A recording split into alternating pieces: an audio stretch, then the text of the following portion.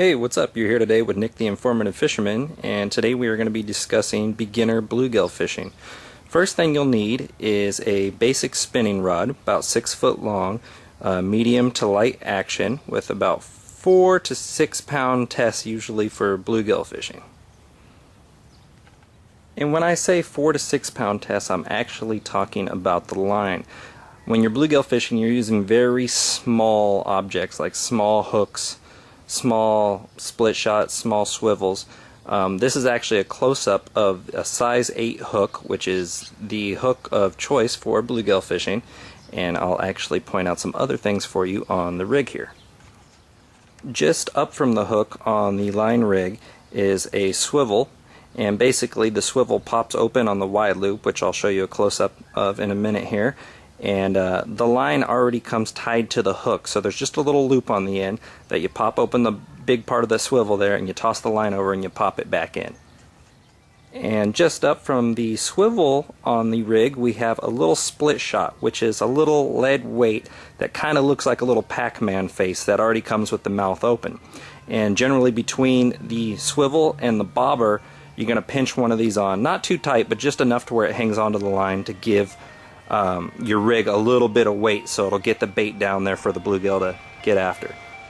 And now, as you can see, just up after the split shot a few inches, we have the bobber here. Now you can use any bobber you want, stick bobbers or round little circle bobbers, the traditional ones. Any one you want to use works just fine for bluegill, as long as you can see it. That's all that really matters. And I'll show you how to put these on in a second. And this is a shot here to show you about how long the rig actually is. Depending on how deep you can see the bluegill generally in the water is about how long you want to lower your line down there to them. This one I have here is about 2 foot long. Now for a close-up on the hooks we're using, these are actually Eagle Claw size 8 already pre-made snail hooks that come in this package here. You can generally find these at Walmart or wherever you're going to find your fishing gear, and these run you $1.50, and they come in packs of like 6 to 8, so you have a lot of little hooks there to work with. Okay, and now we have your bobbers, which is your traditional bobber, your traditional round bobber up here, and then your stick bobber, well, a series of stick bobber right here. Now how you put these on, you actually slide the spring up, and you'll see there's a little lip right there, and you actually just wrap the line around the lip and you just let go of the spring, and it'll hang right on quite nicely to your line. And now with your round bobber, you actually hold the bottom in, you push the top open, and you'll see there's a little spot where you put the line right under, and you clip it down, then you put your finger over the top, and you push it out the bottom, and then the rest of your line you wrap around there once or twice, and then you just let go of the whole unit there, and it'll hang securely onto your line. Now this is a close-up of the split shot that I was telling you about, the little lead item with the little Pac-Man mouth on there that you grab it, you just put it over your line. As you can see, it's really small, and you just clamp it down, push it down, and now you'll see that it actually closed. The mouth closes up quite nicely. Now this here is actually a swivel. What you can see is I had a much smaller version of the one I was showing you that I had tied on. It's a little bit bigger one, just so I can show you how it works.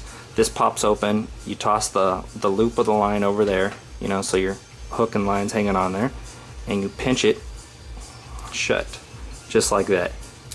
And then you're pretty much ready to go. Now for your bait.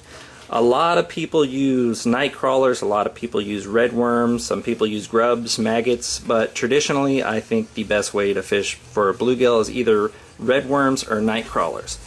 And this is a box of night crawlers here, comes 12 of them. Let's pop the top off here. And as you can see, the night crawlers are fairly large. You don't want to throw one of these whole entire worms on a size 8 hook.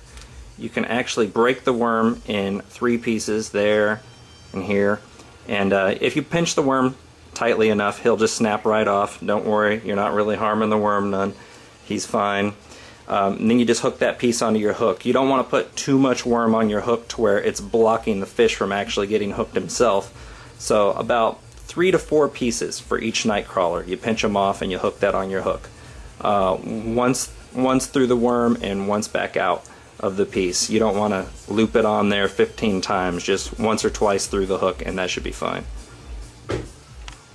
Okay, now in case you don't know how to cast a spinning rod, I'm just going to give you a little quick overview.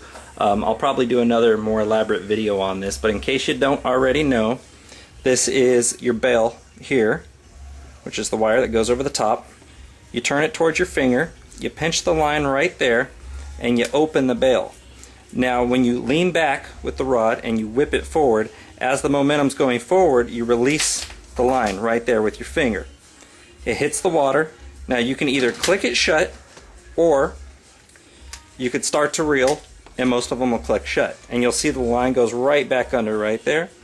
And you just start to reel it in or anything, or set the hook after you get the bite, and I'll show you a little bit more into that once we get down to our fishing hole. Okay, now we've made it down to our fishing area with the rig that I just showed you a close-up on with our traditional bobber. Now when you're fishing for bluegill, you want to look around the shoreline. They're generally not too far from the shore. Sometimes they will be, but most of the time they're nice and up close. As you can see, the area that I'm fishing, there's tree branches that lead right out into the water, a good 20 foot out, and it goes from shallow to deep. Bluegill like to hold onto this structure really close. They don't like it out in open water generally. They like to be in the middle of tree branches or big bushes so they can avoid being ambushed by bigger prey like largemouth bass. So what we're going to do is I'm going to bait up here, I'm going to cast it out close to the tree branches, and I'll get one on video for you. Okay, as you can see, our bobber taking off under the water there. Get a good nice close-up. See the bobber running? Now the bluegill pretty much hooks himself, so a nice medium little tug, little pull hook set. You don't have to snap it too hard. This is light line, this is light tension. So we got our bluegill on there, so let's bring him up. Oh yeah, looks to be like about a 6 or 7 inch bluegill. And we got them here. So when you're taking off a bluegill, their top fins can poke you. These guys are generally easy enough to grab. You just roll them around to the back.